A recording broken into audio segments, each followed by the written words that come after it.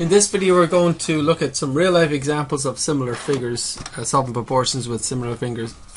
So we'll start with example 1, length of a instrument, and then example 2, screen resolution. Okay. So example 1, if the entire length of a violin is 24 inches while its body length is 15 inches, and then if the bass is proportional to the violin and its body length is 45 inches, find its total length. So just really quickly try and draw a quick picture to show you what this means. Here's a violin, and then we're going to have a bass, right? So they're the same shape instrument exactly. One's bigger than the other though. So the violin is, sorry for the very crude drawing here.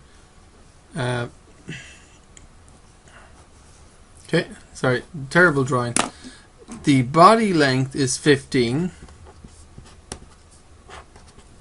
and the entire length is 24. Okay, or the total length. So that's the violin. With the bass, though, it's a bigger instrument, and it's saying that the body length is 45. Okay.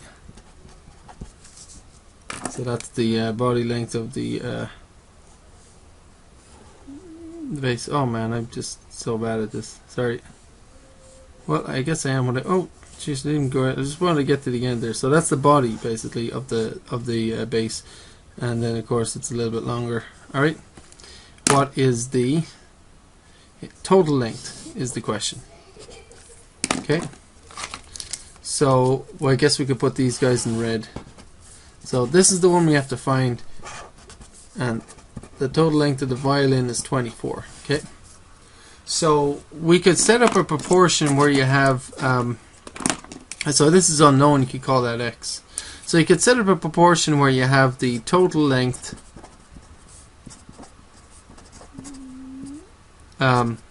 over the body length, right, for each instrument, and then solve it, and then you would have the answer. So total length for a violin is 24, which corresponds to a body length of 15. Now that is equal to a, so this is the violin, right? And then we're going to figure out what the bass is. The bass has a body length of 15, or no, 45, silly me, 45, and a total length of unknown, so x, right, or n, or a, or whatever. You can use any letter you like. I guess I use x a lot. It doesn't matter what you use. Now we have to cross multiply, and then we'll get the answer, right? So cross multiply, and we get 15 times x equals 24 times 45. And then we've got to, instead of multiplying these and then dividing, I like to divide at this point. And you see the 15s will cross cancel. I'll get 1 times x over 1, which is x equal to, and this might help because look, 5 definitely goes into these guys, doesn't it? 5 into that goes 3 times. 5 into that goes 9 times.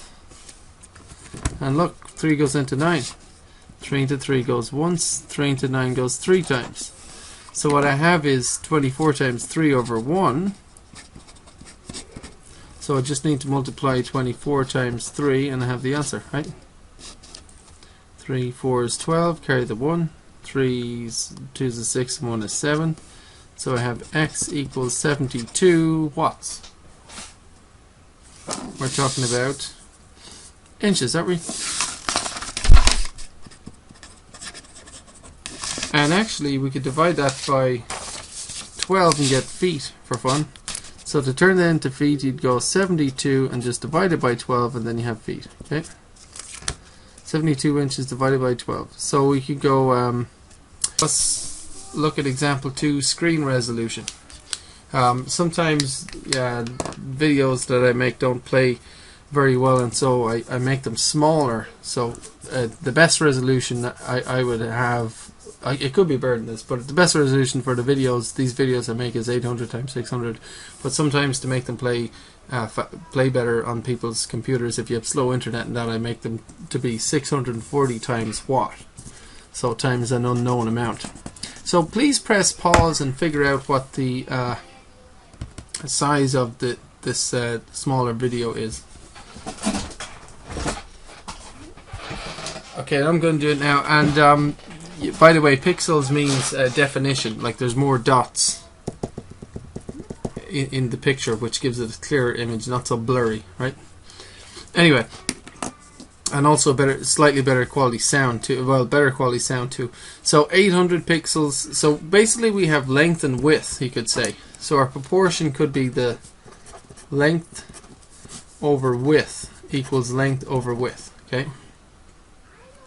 So we could start with this one. 800 length corresponds to 600 width, and that equals 640 of a length corresponding to an unknown width, right? Then we could cross multiply, and we get 600 times 640 equals 800 times x. And instead of multiplying these and then dividing by 800, I like to divide by 800 at this point, because it makes life a little bit simpler. 800s cross cancel, and I get x on the right hand side, and I can divide these two by 100 and see the zeros will just cross off. Isn't that right? Because this will be 6, that'll be 8. Or you can just do it this way. That's 8, that's 6. So divide each of those by 100, right? Now, does 8 go into 64? Hopefully you might know your 8 times tables. 8 into 8 goes once, 8 into 64 goes 8 times, and 8 into 0 goes 0 times. So I have 6 times 80 over 1. So 80 times 6. 6 zeros 0, 6 eighths 48. So the answer is 480. What does that correspond to? What is that in real life? It means that if I take a video that is 800 pixels times 600 pixels in definition, little dots, okay, and I want to make it a smaller definition so that it plays better or easier on your computer, that it'll be 640, and then this length here will be 480 pixels, right? So it's altogether quite a lot less pixels actually if you multiply them. Anyway.